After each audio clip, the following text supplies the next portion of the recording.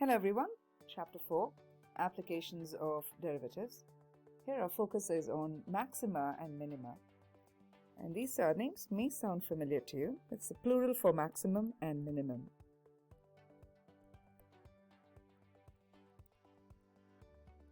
So this will be basically the whole idea in this section.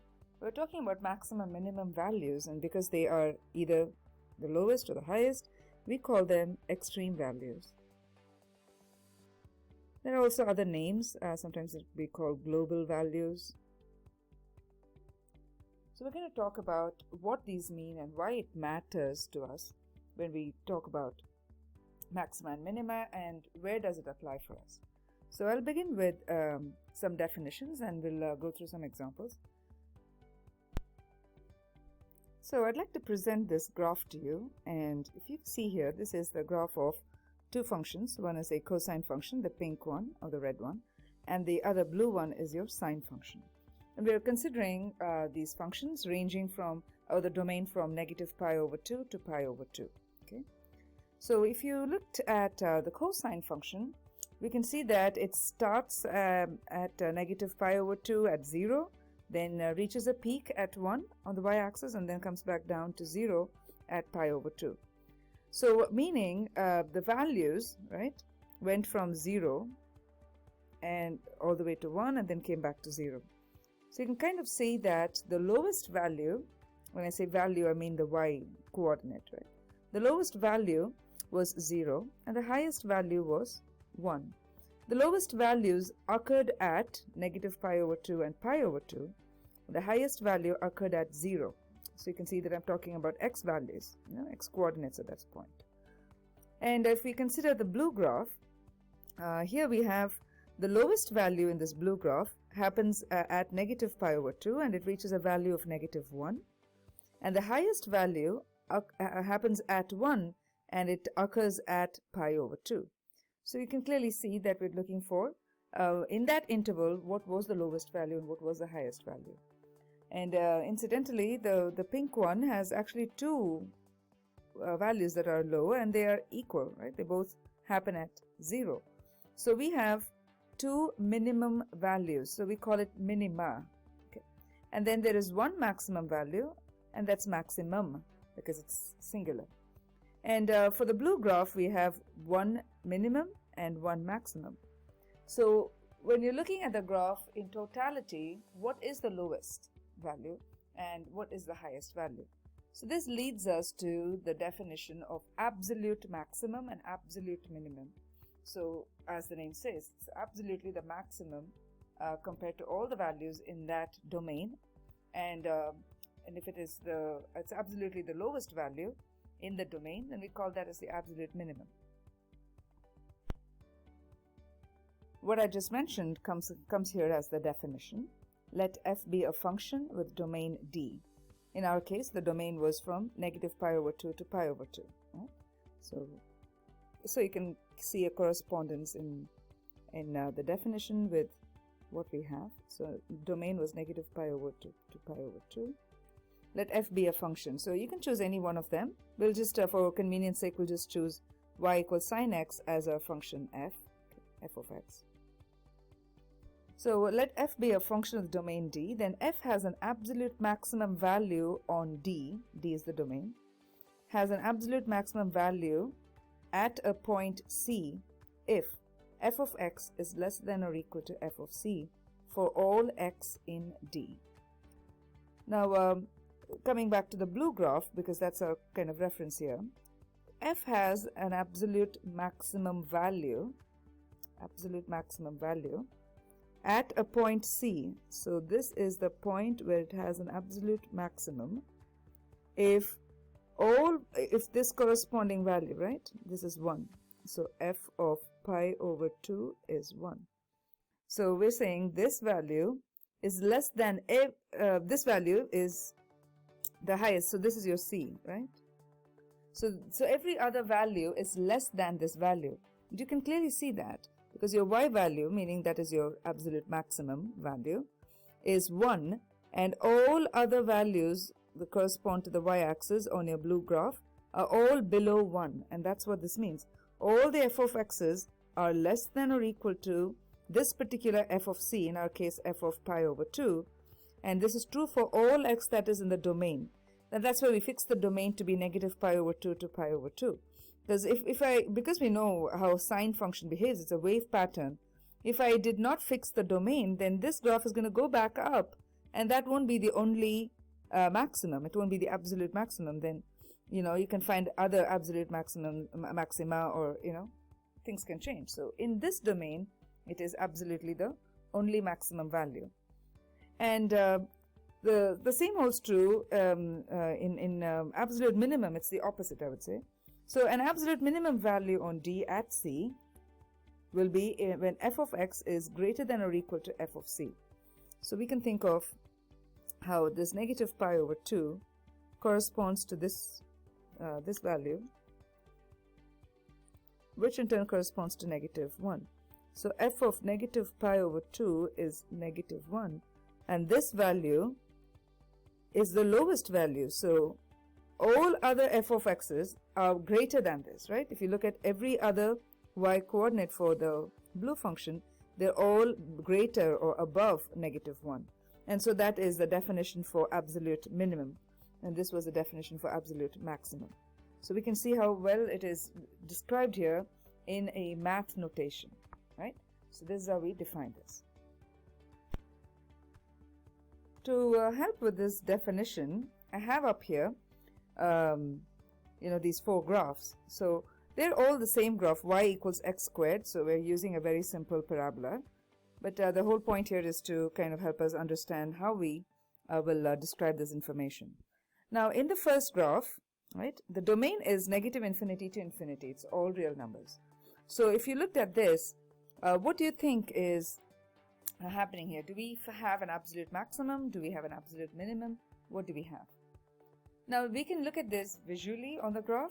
We can also see it from our understanding of parabolas. Now, the ends of your parabola will go indefinitely. It's not going to make a turn and come back down for a parabola, right? So the domain is all real numbers. So you know that this parabola is going to be this U-shaped graph. It's going to be this bowl-shaped graph. And therefore, it becomes very evident that, you do have this vertex, right? That vertex becomes the lowest point of your graph. The entire graph just runs up indefinitely, towards positive infinity. So this is the only information we have where we know that that is the absolute minimum. Right? The absolute minimum is the only one that happens here. For absolute maximum, you need to find one particular value at a point C on x-axis. Corresponding to that point C, you should be able to find a y value against that graph for which that value is the highest, and all other y values should be below that. Now, clearly, we can't find that, right? I can't say this is the highest value because I can find something more than that. And because it goes indefinitely, there's no way we can find the highest value.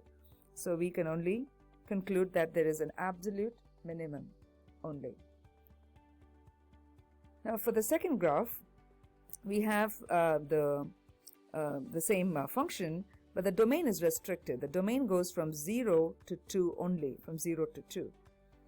So that is your domain. So even though your graph stretches indefinitely, our focus is only based on the domain. The domain is 0 to 2.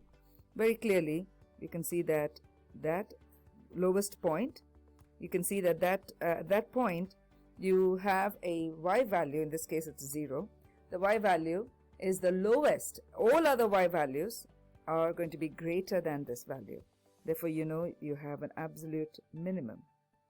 Now, because of the domain kind of stops here at 2, and at 2, the corresponding y value, we know what it is going to be because you can plug in the 2 for the x squared, and you know that's going to be 4.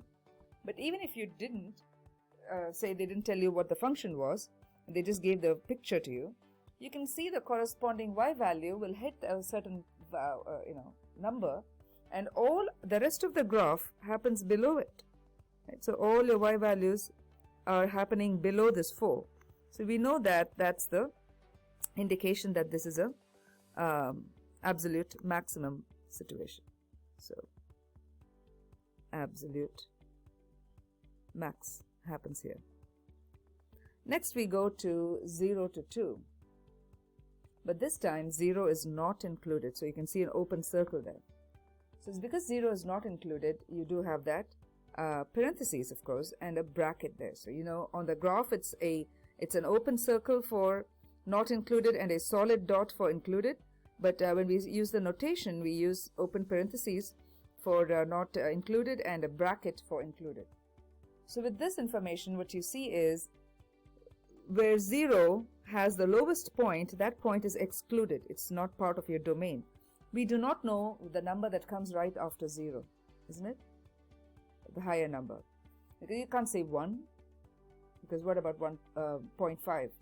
If you say 0.5, then I can argue back and say, what about 0.1? If you say 0.1, then I'll say, what about 0.001? Then it'll be 0.00001, and so on.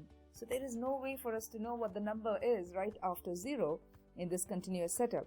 Because of that, we really cannot pinpoint to one lowest value and say that's the absolute minimum, because we can never come up with that number. Therefore, we can say that there is only an absolute maximum but no absolute minimum. So do not be tempted to use that open circle there to convert it to your absolute min. No, it's not going to work. And in the fourth picture, you have the domain restricted from 0 to 2, but 0 and 2 both are not included. You have the open circle in both these places. So here again, same dilemma that we had for 0. There is no minimum value you can pinpoint and say that's the absolute minimum. Neither can you pinpoint to an absolute maximum and say that is the value below which everything else falls. Therefore, we say no absolute min or absolute max. So I hope this illustrates the meaning or the idea here about the very need for the domain, first of all, to make sure that we're looking at the right range of values, and to also understand how the inclusion exclusion that comes as part of the domain helps us to decide about the extreme conditions, extreme values here. So if there's no absolute minimum or absolute maximum, we just say no absolute extrema, because it's in plural. So there is no extrema, absolute extrema. And if I were to kind of detail this a little bit, I will say absolute minimum of the value. You want to give the value. So the value is 0, absolute minimum of 0 at x equals 0. It's a little difficult here to see because both are 0. But we can kind of make it a little better here. Here I would say absolute minimum of 0 at x equals 0, fine. But absolute maximum value of 4 is the absolute maximum value, 4, at x equals, where does it gain its maximum value? Gains it at x equals 2. Yeah. And here also it's the same thing. Absolute maximum of 4 at x equals 2. But for the last one, there is no absolute extrema, so we just cannot say anything more than that. Based on these extreme values, you have an extreme value theorem. Let's read it and see how robust it can be to define this information. Okay?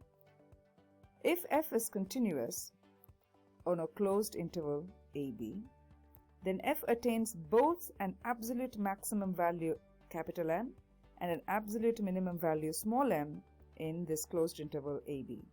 That is, there are numbers x1 and x2 in AB with f of x1 equal to small m and f of x2 equal to capital M, and all other f of x's are between the small m and capital M in this interval AB. It's written so succinctly that sometimes it seems like it's a little heavy for us to follow. But if you think of it, part by part, it really helps us. It sets the premise, it sets the background and says if it has all these things, this theorem will hold true That's the thing about theorems. When theorems are written, they are written based on certain background. If your problem condition can support that background, then what is provided in the theorem will hold true. And just like properties, right? Properties are the same thing. Theorems have been tested and have been proven this way. So if f is continuous on a closed interval AB, let's see this in light of this this very example we saw previously, y equals x squared. You know y equals x squared is a continuous function, right? We know that differentiability implies continuity. It's not true the other way around. Continuity need not imply differentiability. And if you get confused at all, think of the absolute value function, you know, the V-shaped graph. The V-shaped graph is continuous, but it's not differentiable at the V point, right?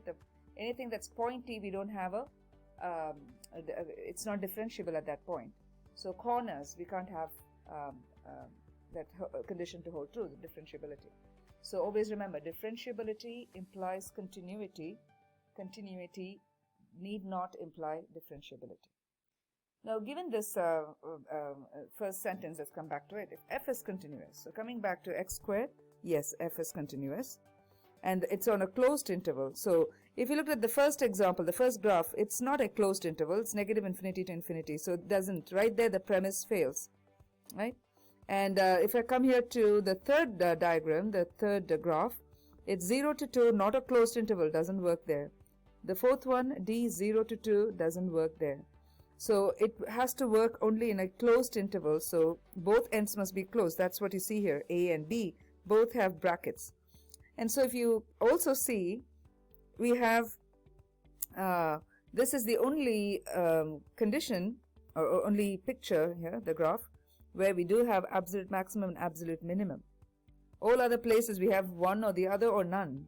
And so you can clearly see that right there in your first sentence, that premise, that background is so important for this to hold true.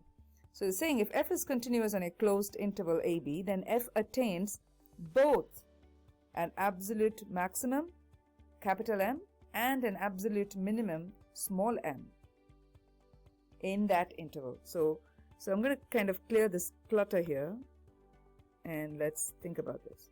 So here we know it is going to be 4, but this green here so you can see here. This is the corresponding y value, and that is saying that's a capital M because that's the absolute maximum. And this is coinciding here, so this is a small m. So f of x1, so this will be like my x1, and this 2 is like my x2. So f of x1 is small m, and f of x2 is capital M. And you can see that all other values are in between these two, right? So the entire graph is has corresponding y values that are between small m and capital M. Very, very, very specifically mentioned there. And that's what this means, right? F of x is between m and m, or m is less than or equal to f of x, less than or equal to m, for every other x in AB, right? And you will begin to see these kind of theorems throughout calculus, where every word actually becomes important, because then if you went by it word by word, they all account for it beautifully. And the way the language is written, you need to kind of watch out for that as well. Okay, so we always like to give the background, state what will be the result if that background is true, and they will also, in many cases like here, give you a mathematical expression of what they mean. Now we have these 4 diagrams here. These 4 graphs are not the same function, they are all different functions, so to give you a variety. And these graphs kind of illustrate how the extreme value theorem will hold true in each of these scenarios.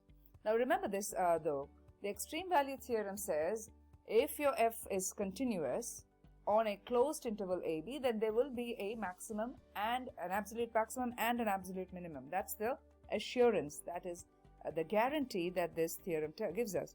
It does not guarantee us that it's going to happen at the endpoints, you know. Doesn't mean that the minimum should be at the A end of it and the maximum must happen at the B end of it.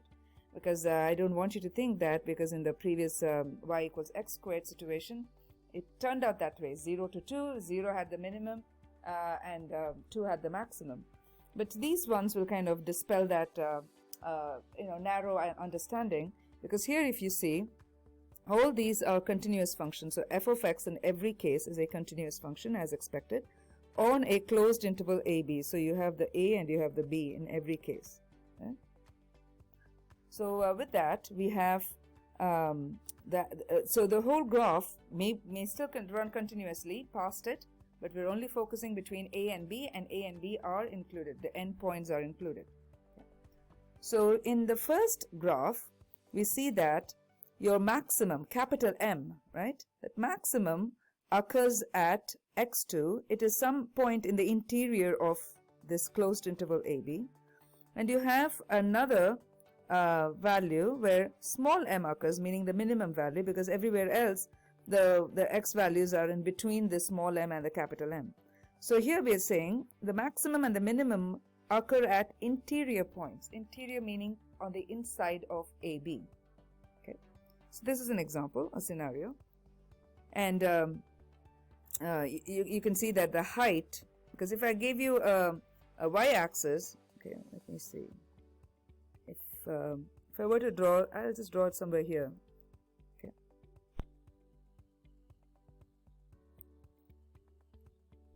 So for this y-axis, this capital M you see will be this value, right? Capital M, and this small m we see will be this small m against the y-axis. So now you can see it immediately that all your blue, the entire blue graph kind of is between the small m and the capital M. That's what this theorem says. Meaning all other values, all other f of x's will happen between the extreme values. So you have the range of y values that will be between m and m, small m and capital M. Now if we come to this example, the second graph here, the maximum and the minimum in this case occur at the endpoints. Think of this. So we have, that's the maximum and that's the minimum, and your blue graph is in between the small m and the capital M, and therefore you once again have all f of x's lying between m and m for all x's within that domain A to B. So here in the third example, if I draw my y-axis there, here's a case where the maximum occurs at an interior point, but the minimum occurs at an endpoint. That's another combination that can happen. Whatever be the combination, you want it to be always to hold true.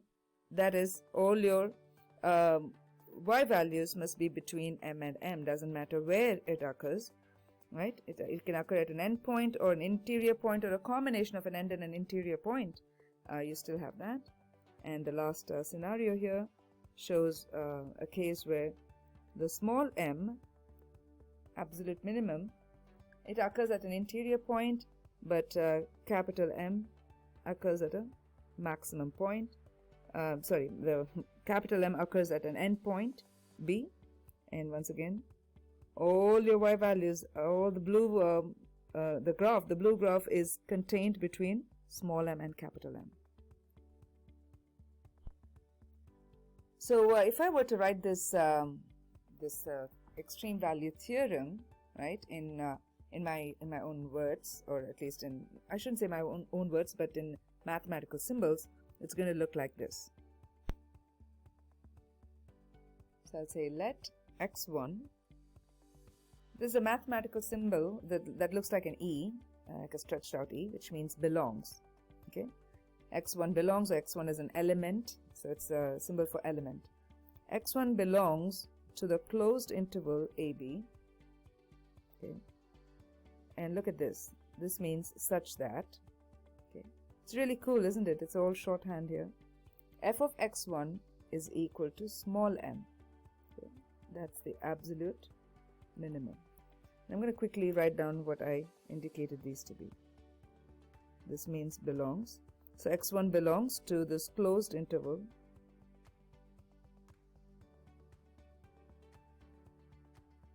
and this means such that.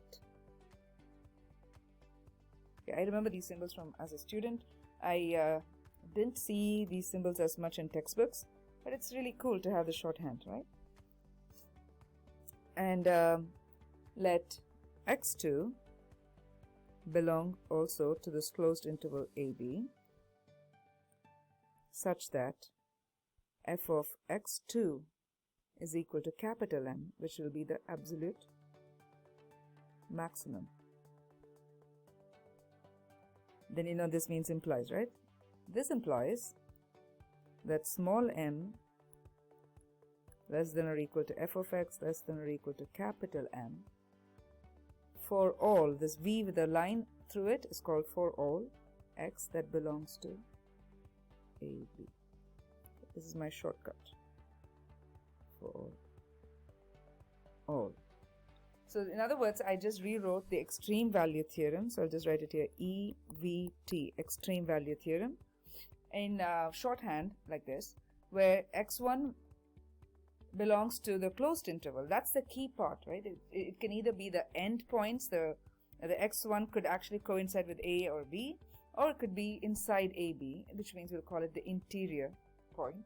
It doesn't matter when we say it belongs to the interval, closed interval AB, it can be anywhere, such that f of x1 is small m and x2 is in AB such that f of x2 is capital M, then all other f of x's will be between m and capital M. Now these are extreme or absolute maximum and absolute minimum. Sometimes we can also have local maximum and local minimum. So local maximum goes like this. So I'm using shorthand here, okay? So f of x's will all be less than or equal to f of c for all x that belongs to the domain D in some open interval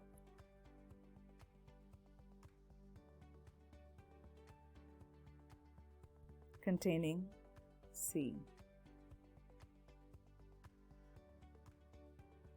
So in your broad domain, you can have locally, your graph having a peak or having a low point, and all that will happen if you had a small interval around that particular point C where this happens. And if this is true in that neighborhood around that C value, then we have a local maximum, because your f of c is above the other x's where x's are in some open interval that contains x, that contains c.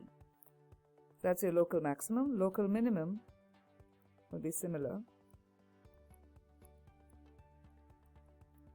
but opposite, where f of x, all other f of x's will be greater than or equal to this particular f of c for all x that is in some interval, for all x in a domain in some open interval containing c.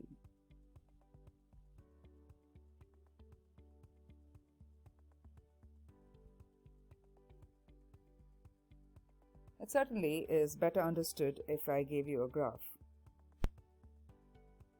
Okay, let's take a look at this graph, and I want you to see that this f of x, y equals f of x, is a continuous function over the closed interval a to b. It's closed interval because the ends are also included and all other values in between them, right? So we have this. Now let's go ahead and look for absolute maximum, absolute minimum, local maximum, local minimum. Now remember, local absolute extreme values are known as global values, global extreme values, or local values, local extrema, they're known as relative extrema as well. Okay, that's another name for it, local or relative, and extreme or global or absolute. Okay, so we need to have some kind of a corresponding y value. So instead of drawing a y-axis, okay, and looking at the corresponding y values, we have these heights here below each point. So you just want to see which one has the highest, which one is the tallest, or the highest point, which one is the shortest in terms of the vertical heights. Okay. So just by inspection, first of all, we need to make sure that if EVT can be assured, right? If EVT holds true, then it really helps us. So EVT, Extreme Value Theorem. Extreme Value Theorem says that f must be continuous. Yes, f is continuous on AB. So all that is good. And that's all it said. It said if f is continuous on AB, then f has both an absolute maximum and absolute minimum. I'll say guarantees both absolute max and absolute min. So we must have an absolute max and absolute min. Very clearly you can see that it's happening at D, right?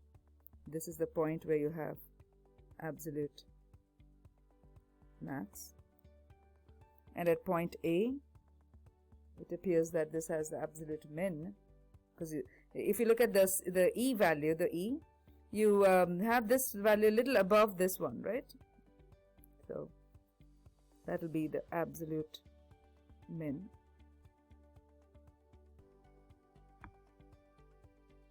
We want to focus on C, E and B because they're not taken yet, and let's focus on the C first. Look at the neighborhood of C.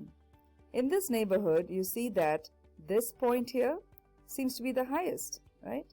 That's the tallest. So in that neighborhood all other x values or all other f of x values I should say are lower than this peak. So you know that there is a maximum, but it's not the absolute because we already identified the absolute maximum, the tallest, the highest point of all, to be at D. So in the neighborhood of C, we see that it is the highest. It is the highest point there, but it's a locally high point. So we see that local maximum occurs at C, or I'll say x equals C. What about E? So again, look at the neighborhood of E. In the neighborhood of E, we see that this point is the lowest, while all other x values are on the left and the right of E have corresponding f of x values that are above this point. So we know that a local minimum, again that's not the absolutely lowest, but that's the lowest one in the neighborhood nearby E occurs. So local min occurs at x equals E. Then let's come over here to B. In the neighborhood of B, well, you can see that B does not have any values on the right hand side because it's a closed interval which ends at B. And at B you do see the corresponding f of x to be the lowest, because in the neighborhood of B no other value is lower than that particular point, right? Nothing is below this. So we know that there is another local min that occurs at x equals B. What we also notice is that absolute max can also be the local max, right? I mean, it's kind of redundant. And absolute min can also be a local min, because if you looked in its neighborhood, if you just looked around D, yes, that's the local max, but if you looked at the entire AB interval, the closed interval AB, it's the absolute max. So it doubles also as a local max and a local min when you have these absolute values. Okay, so I have revealed the graph to you with all the indications there of absolute extreme values and local extreme values, and you can see that it's all indicated there, where if it's absolute minimum there's no smaller value of f anywhere, but if it is a local minimum, we see no smaller values of f nearby. So anywhere is where it means absolutely, and nearby is where it means locally. I have a string of definitions and theorems here, but let's go through them one by one. To give a quick recall, EVT, Extreme Value Theorem, guarantees absolute maximum and absolute minimum provided f is a continuous function on closed interval AB. This theorem, the first derivative theorem, it helps us to locate the local extreme values. So that was for absolute extreme values. This one is for local extreme values. So it says if f has a local maximum or minimum value at an interior point C of its domain, and if f prime is defined at C, then f prime of C equals 0. So this is a slight twist. This does not guarantee local maximum minimum. It's the other way around. It says if there is a local maximum or minimum value at an interior point of C, then, and provided f prime is defined at C, then f prime of C will always be 0. That's what they're saying. What does the f prime mean? F prime means the derivative, right? The slope, the derivative. So think of it as a slope. The slope will be 0. When will a slope be 0 at a point? When will a slope be 0? The only time it happens is when you're talking about a horizontal line. Only horizontal lines have the slope as 0. And vice versa. If a slope is 0, it automatically means there is a horizontal line that's passing through that point C for which you're trying to find the slope. So coming back to the definition then, if it has a local max or local min, local, and if f prime is defined, sometimes it may not be defined because we've seen corners and things like that, right? So corners, cusps, or jump discontinuity, these places we don't have a derivative, so it won't be defined there.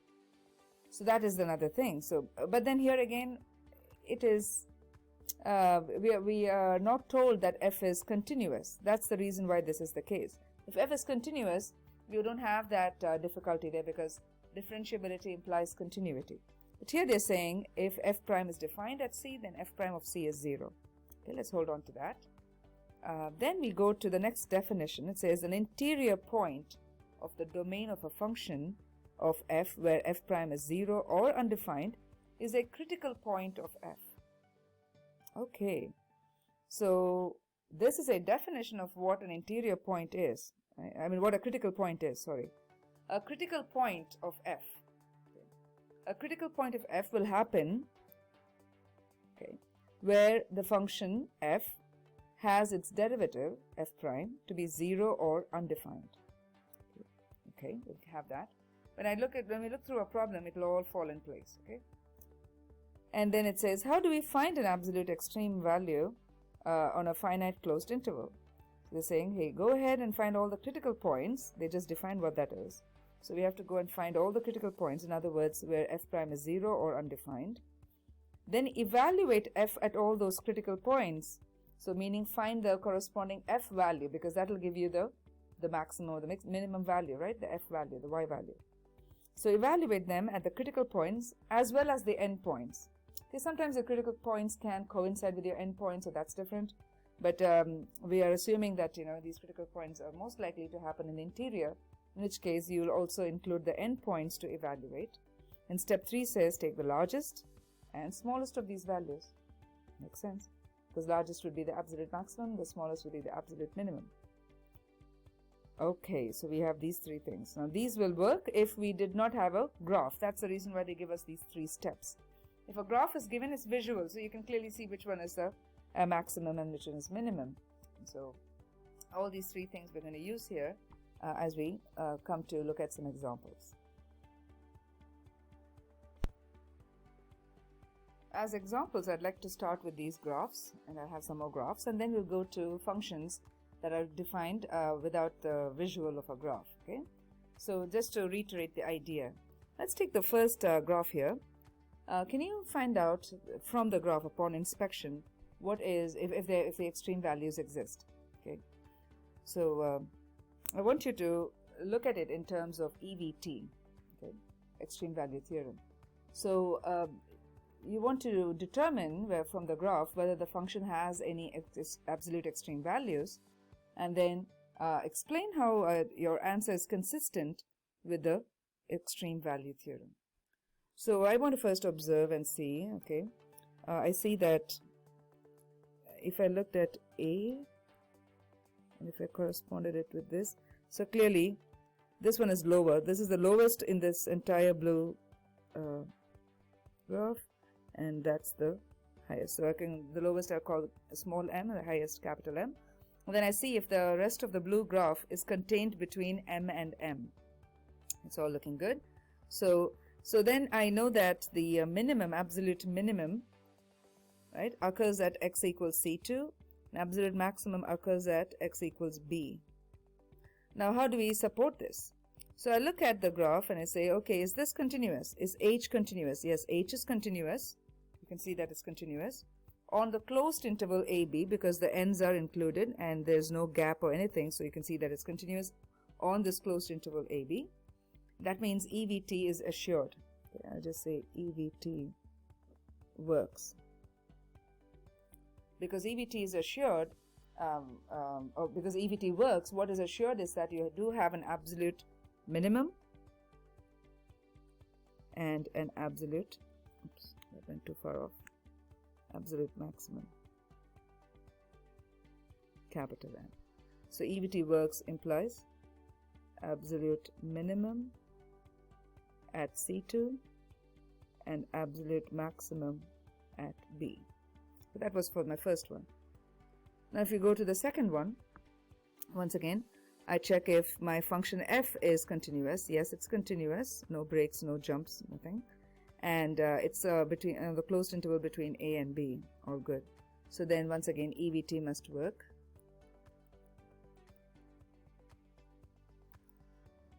That means you have an absolute minimum,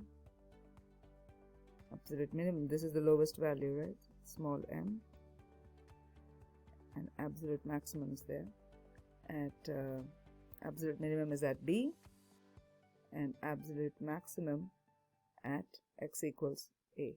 I'll just say x equals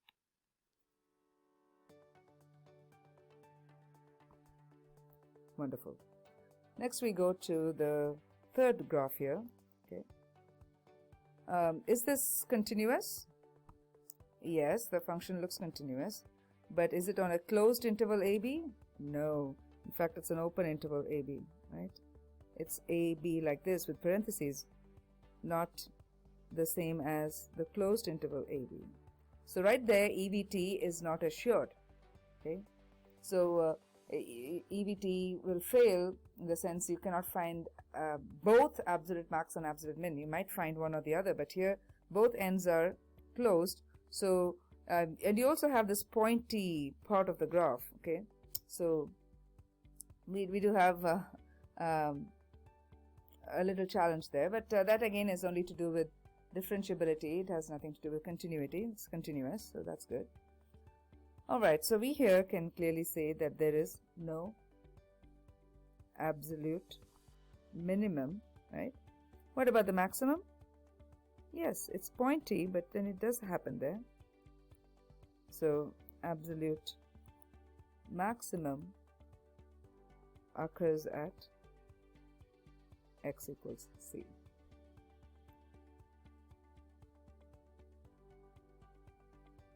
And because it clearly did not satisfy the EVT here, so EVT fails. That's why we had only one of them, because EVT assures both will be present. Just because EVT fails, do not assume that we do not have any extreme values. We might have extreme values, but we just don't have the guarantee that comes with EVT. Alright, the third one, I'm sorry, the fourth one. Fourth one, this function, is it continuous? No. I'll say not continuous. Right there, it's gone. Okay. Is it closed? No. Not defined. It's not defined on the closed interval because you have a hole there, right? There's a break. Not defined on a closed interval. So you know that EVT fails. You need both continuous and closed interval. EVT fails, which means we don't have any assurance. Therefore, you have to go back and inspect very carefully. Do we have any absolute minimum? No, because where it is supposed to be a minimum, it's an open circle, so it is not there. And where it has to be maximum, there again is an open circle, so we don't have anything there as well. So we just say no absolute extrema. Alright, now we have a set of graphs here, and our job is to find the absolute extreme values and where they occur. So you need to find the value and where it occurs. So please understand, when I use the language value, I'm talking about the y value, the f of x. Okay. When I say where it occurs, then I'm talking about what x value, at what x value does it occur. Let's take the first graph. Continuous graphs are smooth, right? They should be smooth. Here we have piecewise graph. Okay, so it is right here.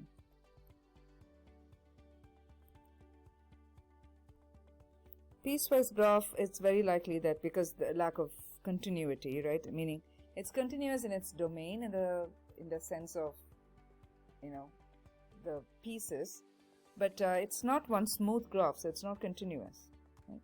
So you can have local extreme values. Okay, so EVT will not work here, so we have to look for then absolute and other local extreme values. So we have if you were to look in the neighborhood of -1, in the neighborhood of -1 we do have a local min, right?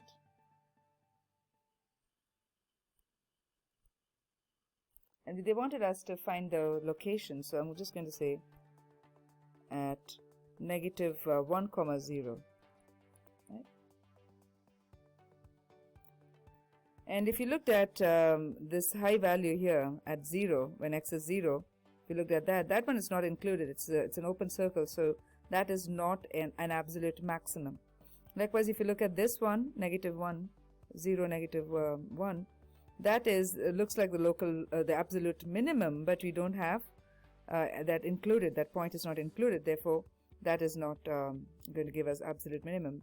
Now right in the beginning EVT failed, so there was no assurance, no guarantee of absolute maximum and absolute minimum, so we have to go hunt for them to see if they exist. But we do have local max and local min, and those things are possible, so we are looking at that. So in that sense, if I looked at the neighborhood of 1, right, because of the continuity piece there, that in the neighborhood of 1 is the maximum value. Locally, that's the max. So I'll say local maximum occurs at 1, 0. Okay, now let's look at this one here, this inverted V shape graph. So that's your absolute value function. I know absolute value functions are also piecewise functions. They have two pieces, right? One line here and another line there. So there are two pieces. The two pieces meet at that common point, so it looks like one continuous function. Therefore, it is continuous. Okay, so it is continuous. Is it on a closed interval? Absolutely. It's between -2 and 2. So it's continuous and it's a closed interval. So let me write that here. Continuous and closed interval. That means EVT works. If EVT works, then we know that we're going to have an absolute maximum and absolute minimum. So absolute maximum, there's only one highest point, right? So the maximum occurs at 0, 2, right? 0 is where it occurs and 2 is the value. Now look at absolute minimum. In fact, there are two of them, right? So this is actually where we call it minima, absolute minima. So just for that sake, I'm going to write it fully. Absolute minima happens at two places. Okay. So that means it happens at -2, 0 and 2, 0. So just again to reiterate, the absolute minimum occurs at 0 and the absolute minimum value is -2. Likewise, another absolute minimum occurs at 0 and the minimum value is 2.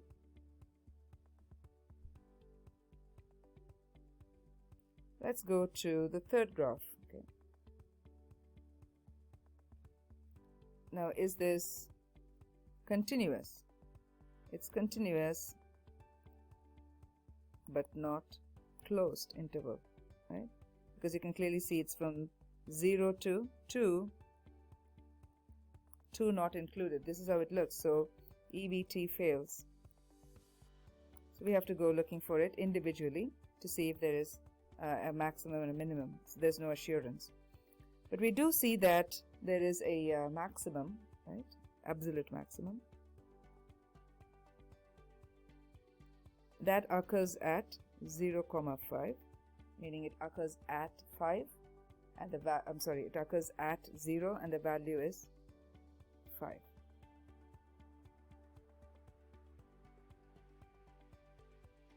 Is there an absolute minimum? No absolute minimum. EVT fails, so there is no guarantee for that. Only because of the open circle, it's excluded.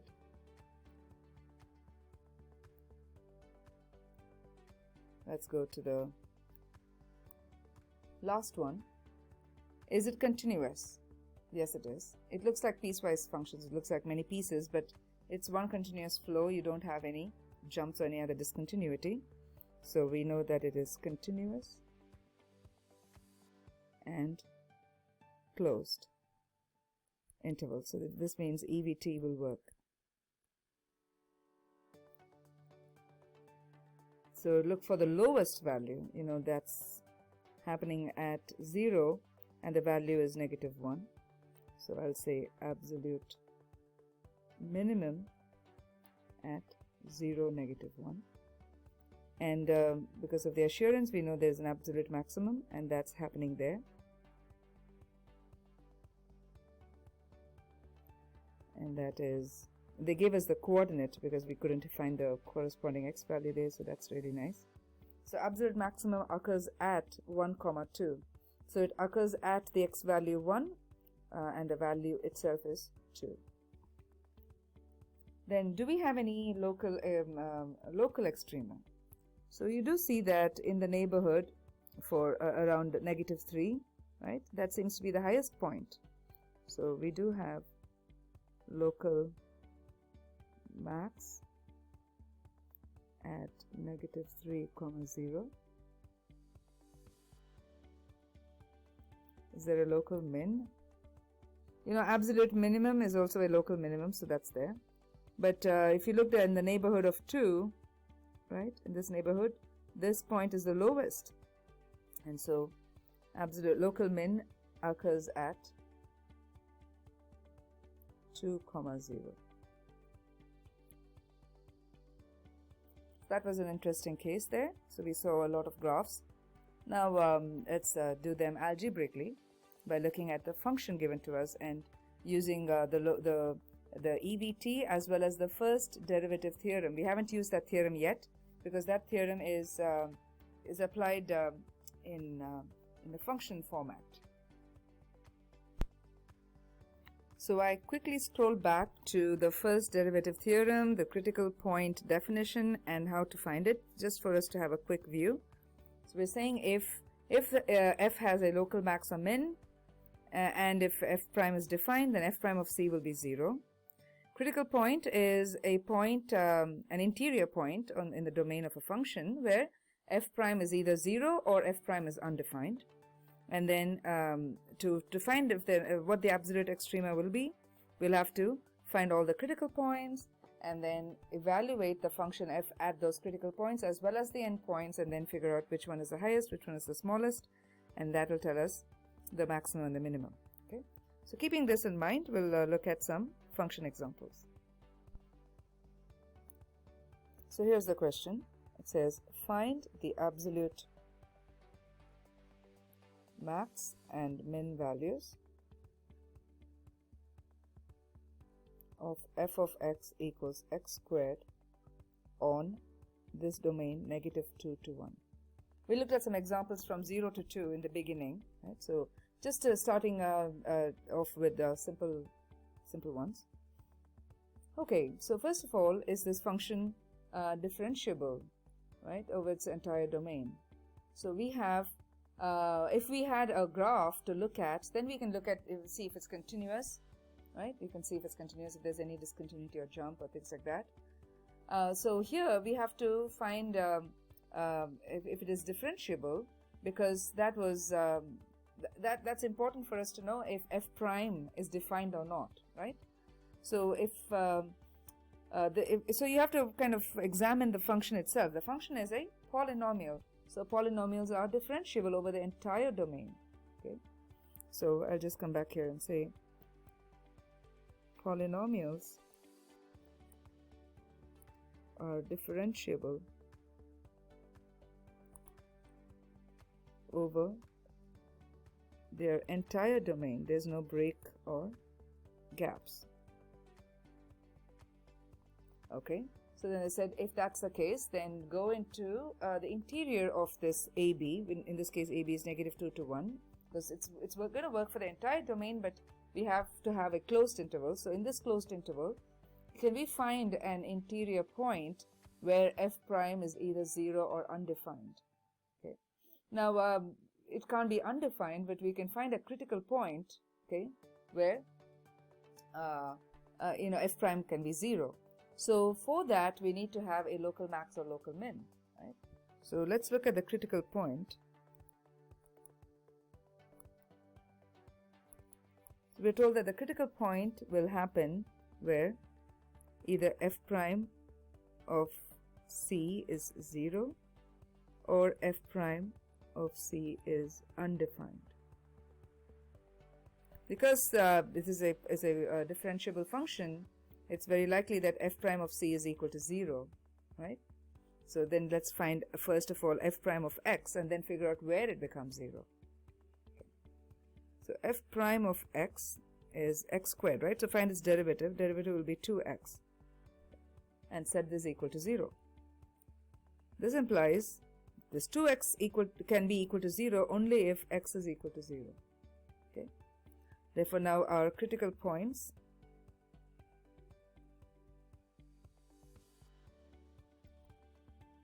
is, critical point, there's only one point, is 0, and endpoints are x equals -2 and x equals 1, which means we have to evaluate, right, the function f at these points. So if you plug in 0 in the function, 0 squared 0, plug in -2, so it's -2 the whole squared, which is 4, and then f of 1 squared is 1. Now look at these three values and choose the maximum value. Okay, so I'll say the largest value is 4, right? Among these three, the largest value is 4, which means this implies absolute maximum, I'll just say absolute maximum value of 4 occurs at, the 4 occurred at when x was equal to -2. Okay, so it actually happened at that endpoint. And then among these, 0, right, is the smallest. 0, 4, and 1. 0 is the smallest. Okay. So smallest value, this implies absolute minimum value of 0 occurs at x equals 0. So in this case, one was an endpoint, the other one was an interior point. So we used the 3 steps that they gave us to find the absolute extrema of a continuous function on a closed interval AB. So here we had to find the critical point by setting the first derivative. That's the first derivative idea here.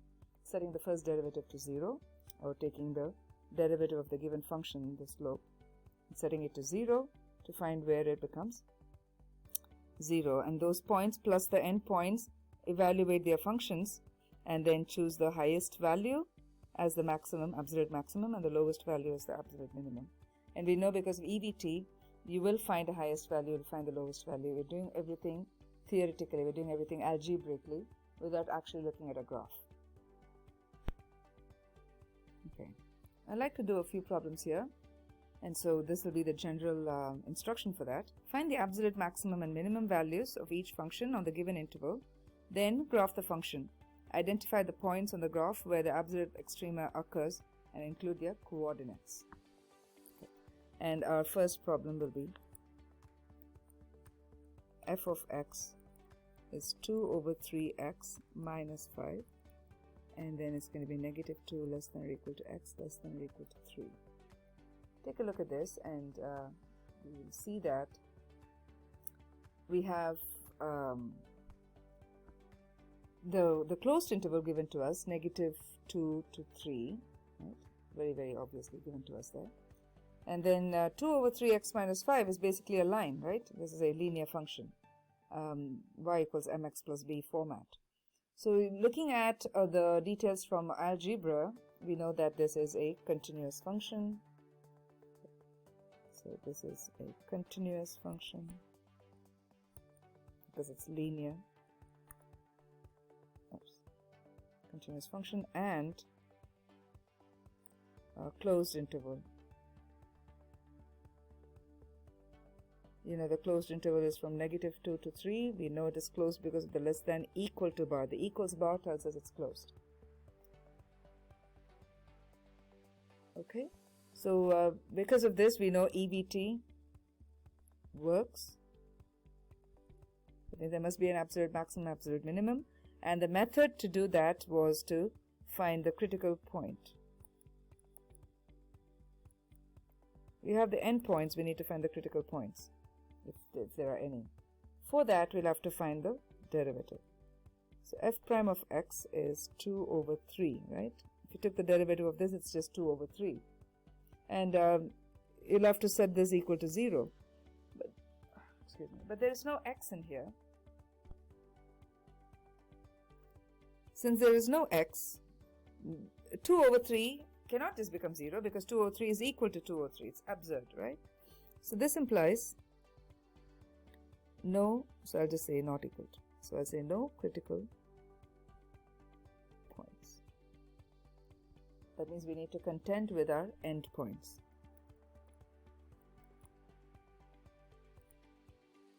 The endpoints would be x equals negative 2, which implies f of negative 2, that's what you want to evaluate. That will be 2 over 3 times negative 2 minus 5.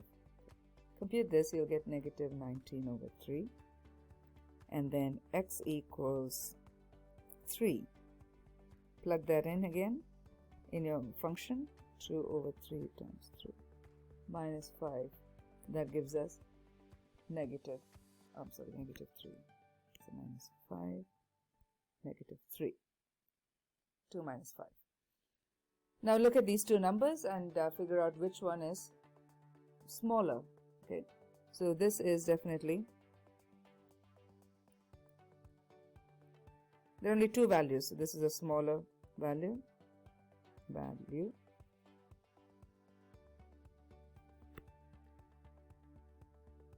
and this is the largest or larger value in this case.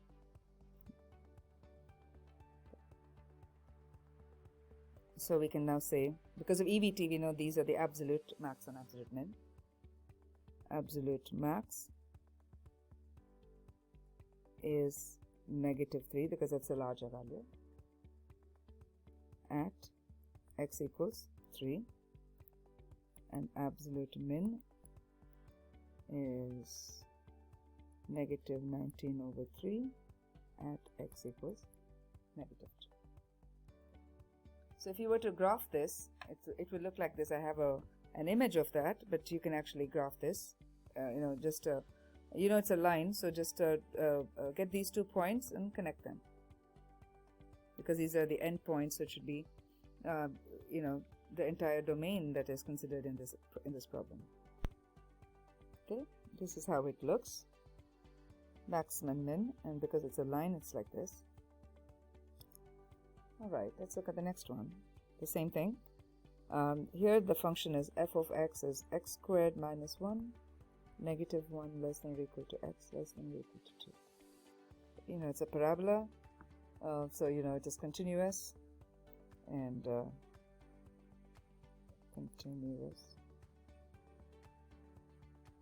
closed interval. This implies EVT works. So let's find the derivative then, to find the critical point. it's going to be 2x equals 0, which implies x equals 0. This becomes a critical point. And then we have the endpoints.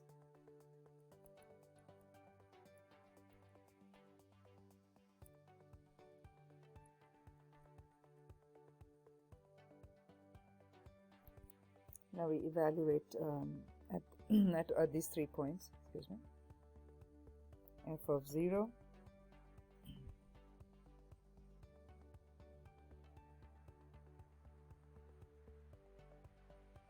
-1, f of -1,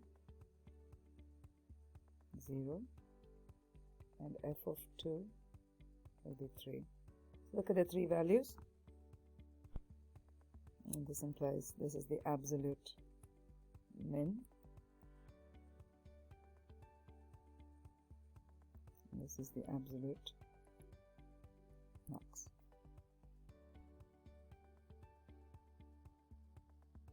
And what we see is you have these 3 points now, right?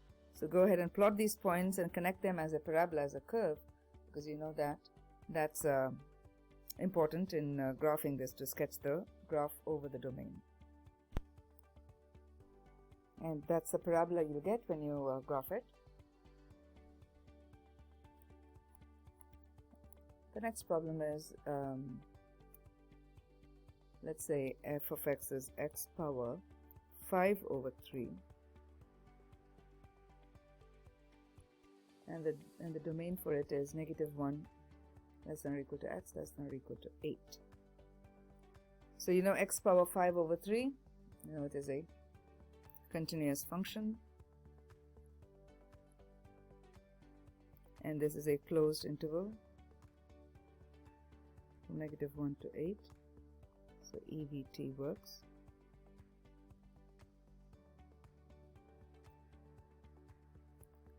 That means we're looking for the critical value. F prime of x is 5 over 3 x power 5 over 3 minus 1. Right?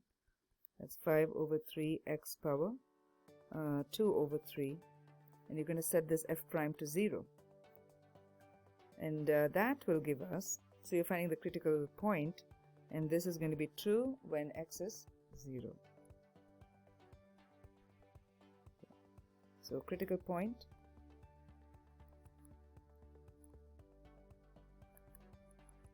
is x equals 0, and of course you need the endpoints, x equals -1 and x equals 8, and right here we'll evaluate what they give us. F of 0 is 0, f of -1 is -1, and f of 8 power 5 over 3, okay, cube root of 3, which is 2, and 2 power 5 is 32. Got that? So out of these, -1 is the smallest and 32 is the largest. Okay. This implies absolute minimum value is -1, and it occurs at x equals -1. Absolute max value is 32, and it occurs at x equals 8.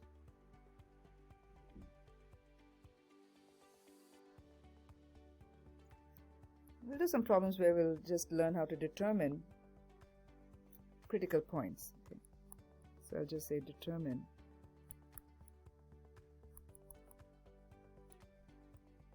critical points.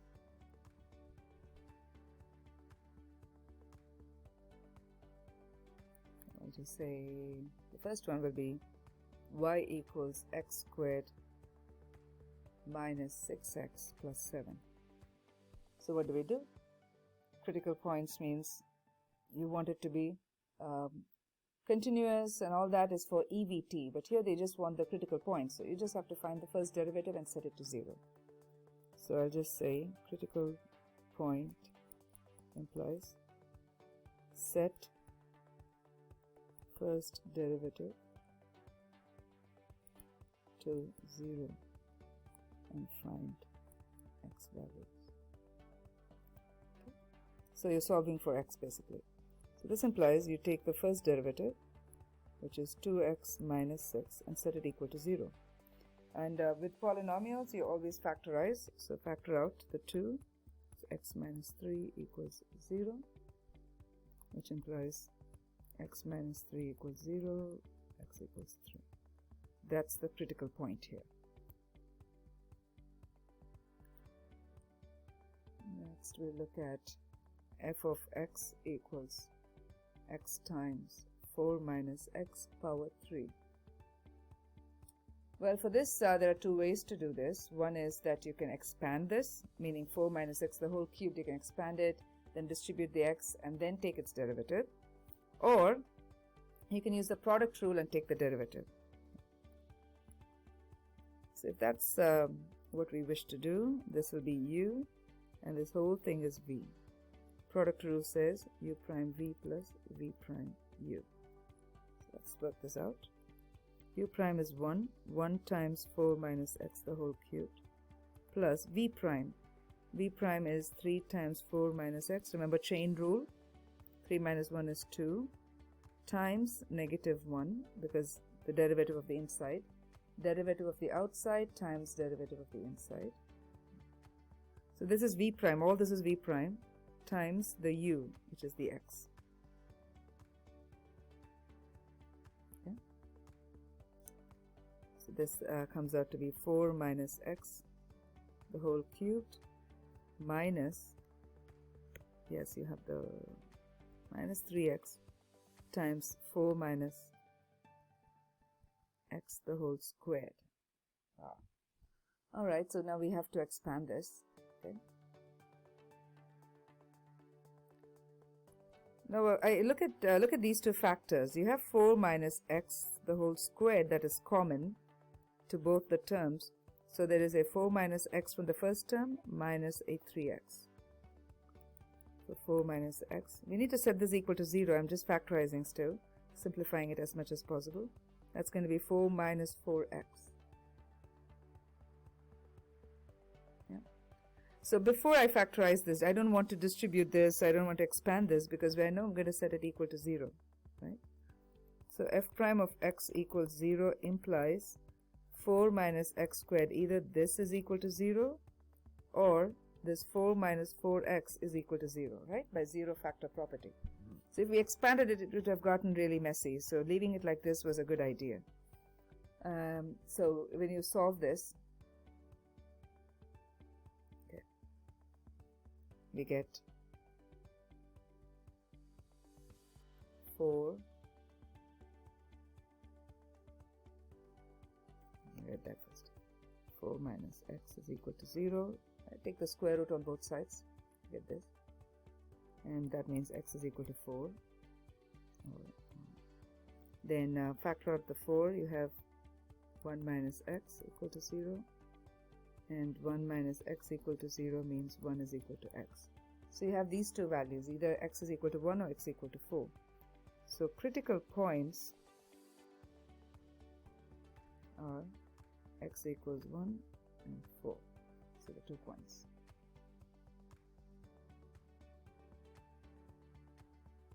Yeah. Another one.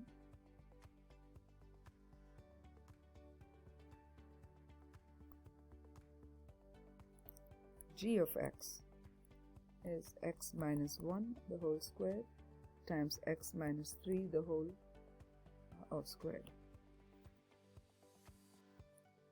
Again, remember, these are asking us to determine the critical points, so there is no domain given to us, because the definition, by definition for critical points, you are trying to take the first derivative and you will set the factors to 0.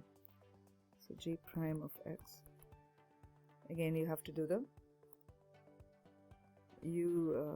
product rule, u prime v plus v prime u.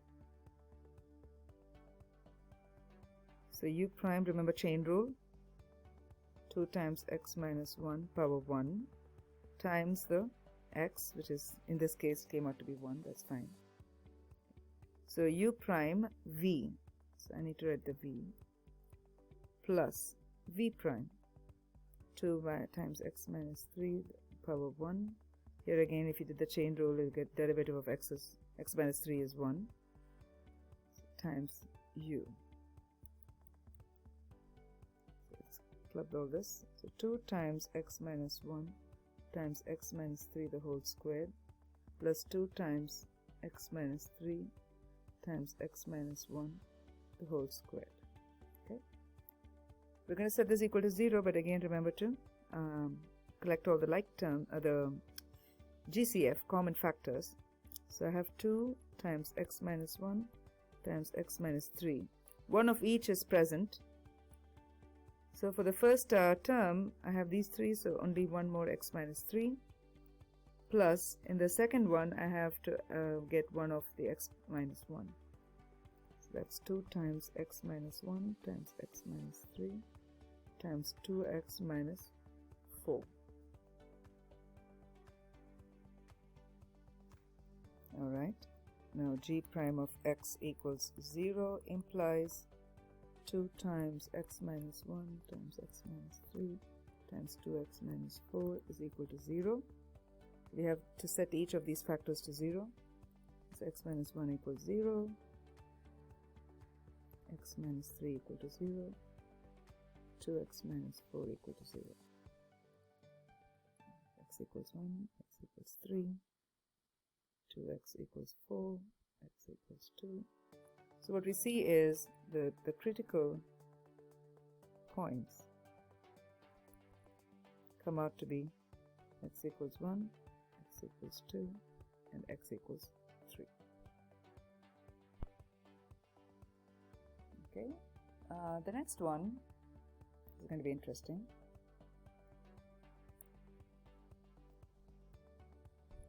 P of x is given to be x minus 4 over negative 4x squared plus 4. So we need to find the critical points. Again, remember, you always fall back on the definition. So if we are given the function, we need to find the first derivative, and if you again go back to the very definition of critical points, for convenience, let me write that here.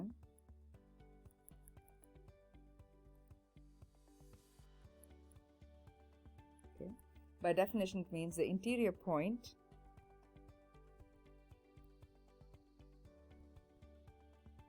of a domain. They're not saying closed interval, right? Whatever is the natural domain or the domain that's indicated in the problem. Okay. Interior point of a domain of f where f prime is 0 or f prime is undefined. This is the definition of critical points. Okay. I had to recall this definition because here we don't have a regular polynomial. What we have here is a rational expression. And because of that, we have to be clear about what we are trying to find. Because of the rational setup, there is a possibility for f prime to become undefined. So we need to remember that possibility as well. When will it become undefined? It will become so when the denominator becomes 0. F prime will be 0 when the numerator becomes 0 for some particular x. But the denominator, when it becomes 0 for some particular x, it makes it undefined. So let's take the derivative first. Okay.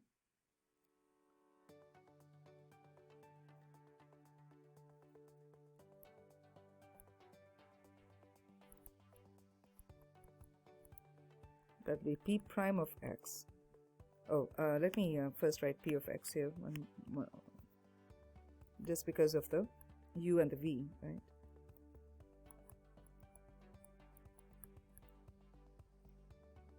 So this will be u and this will be v. Because it's the quotient rule here, u prime v minus v prime u all over v squared. Let's do that. U prime is derivative of this numerator, so that's 1, right? Derivative of x. 1 times negative 4x squared plus 4 minus v prime. V prime will be negative 8x, right? 4 times 2, 8x, plus the 0, times u, all over negative 4x squared plus 4, the whole squared. Okay. So that's negative 4x squared plus 4. This is a plus, right? Plus 8x. So plus 8x times the x, plus 8x squared, plus 8x times negative 4, minus 32x, all over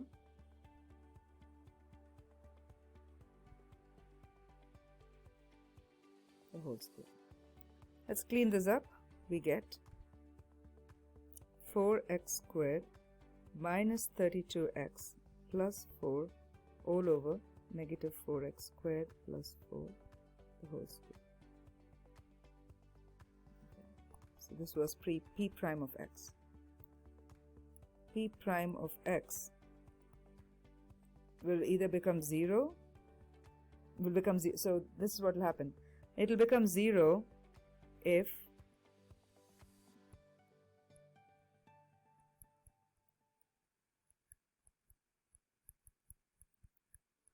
this whole thing is equal to 0. P prime of x does not exist, or you can say will be undefined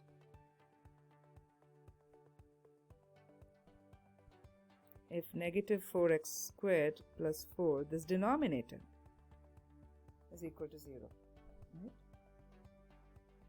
Because that's where it will become undefined. So denominator equal to 0. For it to be equal, for p prime to be equal to 0, it's enough that the numerator was equal to 0. So we can kind of see that quick connection here. P prime of x equals 0 implies numerator, meaning you have to set the numerator to 0. P prime of x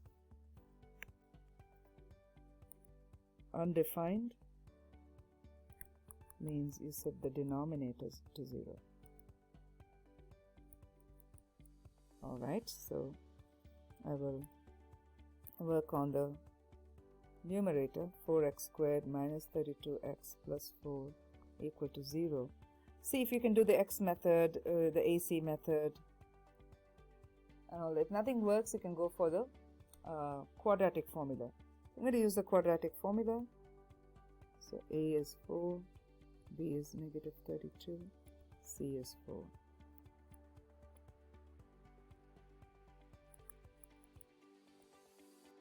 Quadratic formula says x equals negative b plus or minus square root of b squared minus 4ac all over 2a.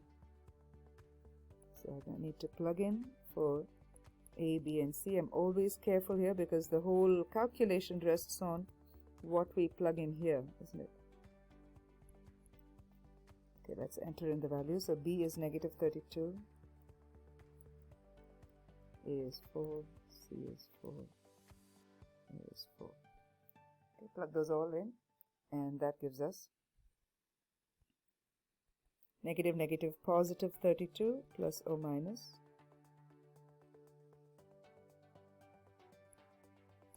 negative 32 squared minus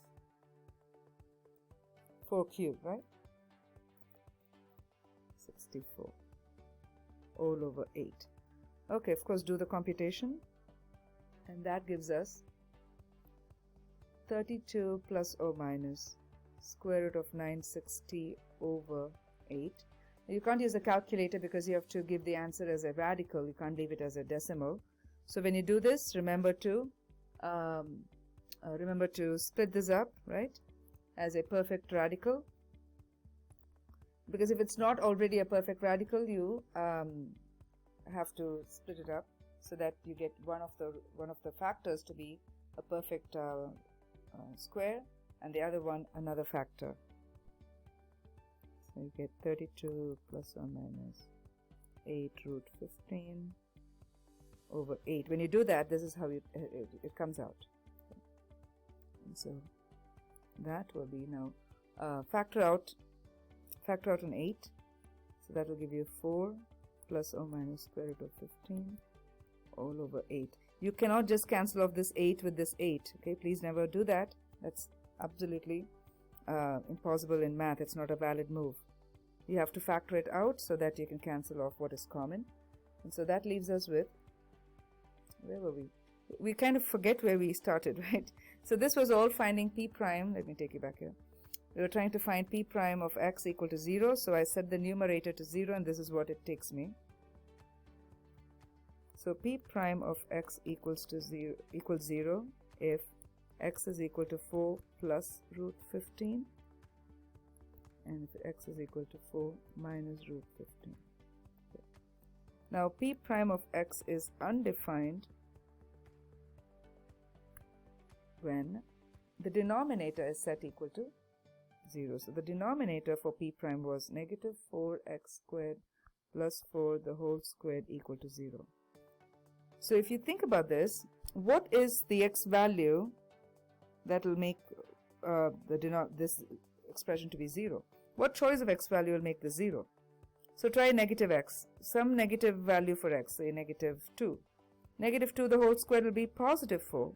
Okay, so positive 4, that's not going to make it 0. Okay, what about when x is 0? When x is 0, you have negative 4 times 0, that's going to be 0. So basically it's 4 squared. That's not 0. When x is positive, positive 2, 2 squared is 4. Again, that's not 0. So I'm just trying to write here, okay? When x is negative, it implies p prime of x. I'm sorry, I'll just say the denominator is not equal to 0. When x is equal to 0, when you plug in x as 0, denominator is also not equal to 0. And when x is positive, so we tried all the possibilities for x, right? From the negative, from the positive, and at 0. So that implies there is no x value for which the denominator is 0, just because of that square situation, right? So there was nothing that made it 0. This implies p prime of x will not be undefined for any x. So then collecting all the x's where p prime is 0 and collecting all the x's where p prime is undefined, we see that the critical values are just those two radical expressions, 4 plus root 15 and x equals 4 minus root 15. That's it. Just wind up with this thought though. For our first derivative test, we didn't really do any problem based on that. We will be looking at that, of course, in the forthcoming lectures. But first derivative theorem says if f has a local max or local min,